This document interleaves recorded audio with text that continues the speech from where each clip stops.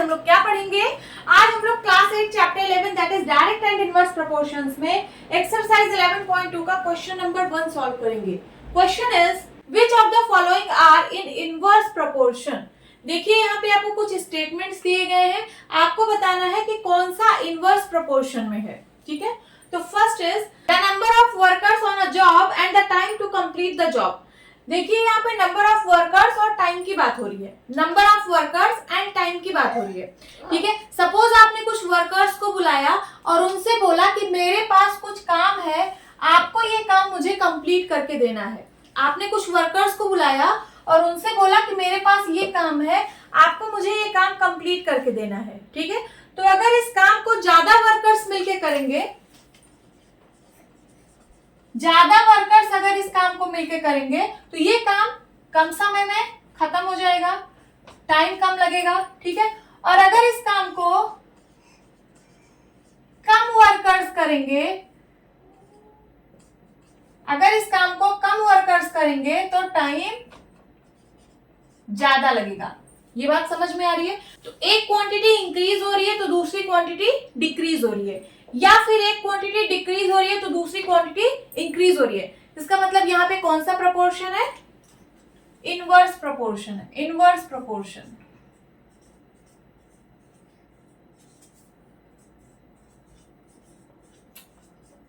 ठीक है, फर्स्ट वाले में इनवर्स प्रोपोर्शन है। Now second, the time taken for a journey and the distance travelled in a uniform speed. Uniform speed means speed constant है।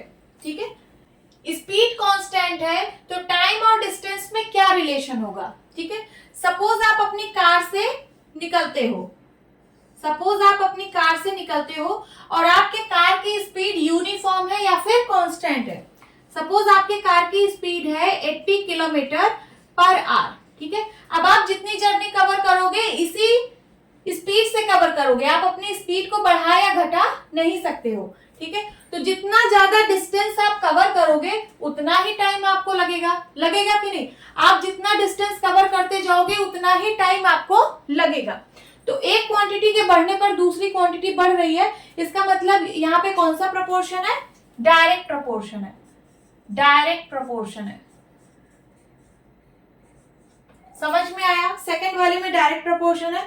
Third, area of cultivated land and the crop harvested. यहाँ पे cultivated land के area और crop harvested के बारे में बात हो रही है। ठीक है, तो जितने ज्यादा एरिया में आप खेती करोगे आप उतनी ही ज्यादा क्रॉप हार्वेस्ट करोगे, जितने ज्यादा एरिया में आप खेती करोगे आपको उतनी ही ज्यादा फसल मिलेगी। सपोज एक बीघा में आप 10 क्विंटल क्रॉप हार्वेस्ट करते हो। सपोज एक बीघा में आप 10 क्विंटल क्रॉप हार्वेस्ट करते हो, तो 10 बीघा में कितनी क्रॉप आप हार्वेस्ट करोगे बताइए? तो हो जाएगा 10 into 10 is equals to 100 quintal. हो जाएगा कि नहीं? 10 बीघा में आप 100 क्विंटल क्रॉप हार्वेस्ट करोगे। ठीक है, तो एक क्वांटिटी के बढ़ने पर दूसरी भी क्वांटिटी बढ़ रही है, इसका मतलब ये कौन से प्रोपोर्शन में है? डायरेक्ट प्रोपोर्शन में है। तो यहाँ पे आप क्या लिखेंगे? Direct proportion.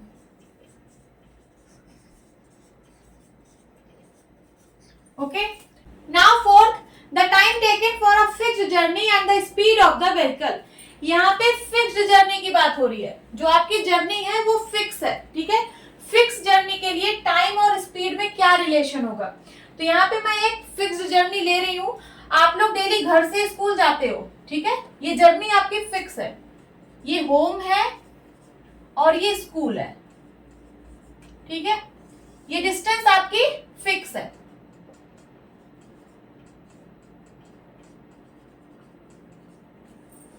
ठीक है, सपोज आप साइकिल से जा रहे हो। ठीक है, तो जितना तेज आप साइकिल चलाओगे उतने ही कम समय में आप स्कूल पहुंच जाओगे। ठीक है, और जितना ही स्लो आप साइकिल चलाओगे उतना ही आपको टाइम ज्यादा लगेगा स्कूल पहुंचने में। मींस अगर आप स्पीड ज्यादा करते हो तो आपको टाइम कम लगेगा। ठीक है, और अगर आप स्पीड कम करते हो तो आपको टाइम ज्यादा लगेगा स्कूल पहुंचने में। समझ में आया? तो एक क्वांटिटी के इंक्रीज होने पर दूसरी क्वांटिटी डिक्रीज हो रही है, या फिर एक क्वांटिटी के डिक्रीज होने पर दूसरी क्वांटिटी इंक्रीज हो रही है। इसका मतलब ये किस प्रोपोर्शन में है, तो इनवर्स प्रोपोर्शन में है, इनवर्स प्रोपोर्शन। ठीक है, तो फोर्थ वाला इनवर्स प्रोपोर्शन में। Fifth, the population of a country and the area of land पर पर्सन। किसी कंट्री के पॉपुलेशन और एरिया ऑफ लैंड पर पर्सन के बारे में बात हो रही है। ठीक है, तो मैं यहाँ पे एक कंट्री बना रही हूं। सपोज ये एक कंट्री है, ठीक है, और किसी भी कंट्री के लैंड का एरिया फिक्स होता है। सपोज इस कंट्री के लैंड का एरिया है 10 एकड़ और इस कंट्री की पॉपुलेशन है, इस कंट्री की पॉपुलेशन है 10। ये सब मैं आपको समझाने के लिए बता रही हूं, ठीक है। मैं इसको इरेज करती हूं समझाने के लिए।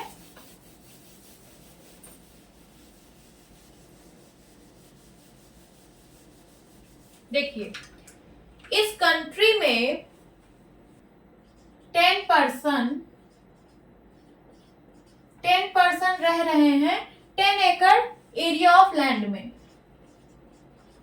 10 एकड़ एरिया ऑफ लैंड में, ठीक है। तो 1%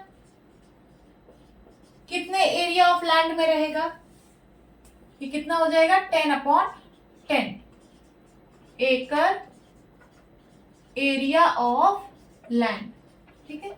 मीन्स 10 1 जा 10, 10 1 जा 10, मीन्स 1 एकड़ एरिया ऑफ लैंड, 1 एकड़ एरिया ऑफ लैंड, 1%।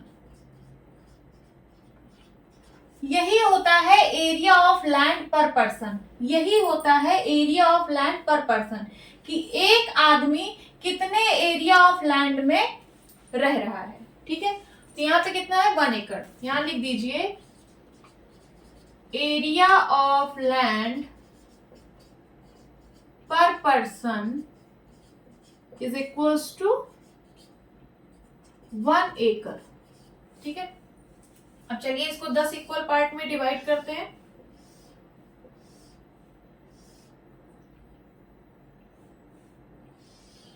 ये 10 इक्वल पार्ट्स है, यहाँ पे एक एक लोग रह रहे हैं, ठीक है। 1 पर्सन एक एकड़ एरिया में रह रहे हैं। ये सारे पार्ट्स इक्वली डिवाइडेड हैं और हर एक का एरिया कितना है 1 एकड़, ठीक है। अब इसी सेम कंट्री में, ठीक है, इसी सेम कंट्री में एरिया वही है, ठीक है, एरिया वही है कितना 10 एकड़। उसी सेम कंट्री में अगर पॉपुलेशन बढ़ा दी जाए, यहाँ पे पॉपुलेशन थी 10, अब मैं मान ले रही हूं कि उसी सेम कंट्री में पॉपुलेशन हो गई कितनी 20, पॉपुलेशन हो गई कितनी 20, तो एरिया ऑफ लैंड पर पर्सन कितना होगा, एरिया ऑफ लैंड पर पर्सन कितना होगा, चलिए फाइंड आउट करते हैं। 20% है 10 एकड़ एरिया में, 10 एकड़ एरिया ऑफ लैंड, ठीक है। तो 1% कितने एरिया ऑफ लैंड में रहेगा 10/20। समझ में आ रहा है, सिंप्लीफाई करिए। 1/2 मीन्स 0.5 एकड़ एरिया ऑफ लैंड, ठीक है। तो यहाँ पे एरिया ऑफ लैंड पर पर्सन कितना आया, एक पर्सन कितने एरिया ऑफ लैंड में रह रहा है 0.5 एकड़। तो मैं इसको 20 इक्वल पार्ट्स में डिवाइड कर रही हूं।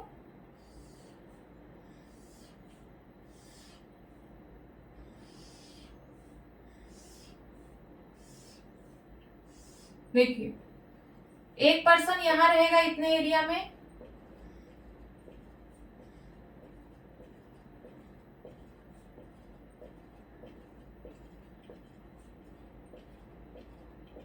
ठीक है।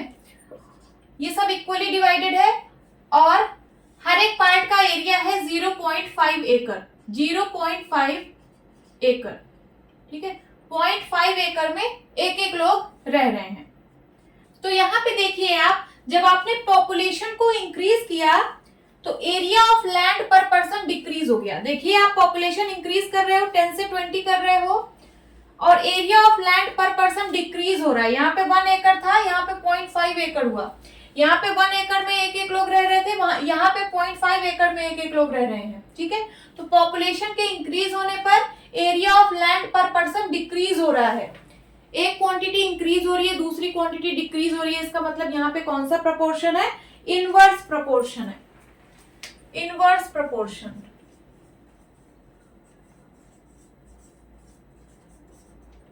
ठीक है, तो यहाँ पे पूछा था कि कौन कौन से इनवर्स प्रपोर्शन में है।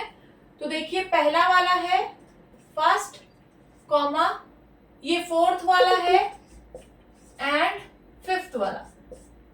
फर्स्ट, फोर्थ एंड फिफ्थ ये इनवर्स प्रोपोर्शन में है। ये है आपका आंसर, नोट डाउन कर लीजिए। होप स्टूडेंट्स आपकी क्लास अच्छी लगी होगी। मिलती हूँ अपनी नेक्स्ट वीडियो में, तब तक के लिए बाय बाय, टेक केयर।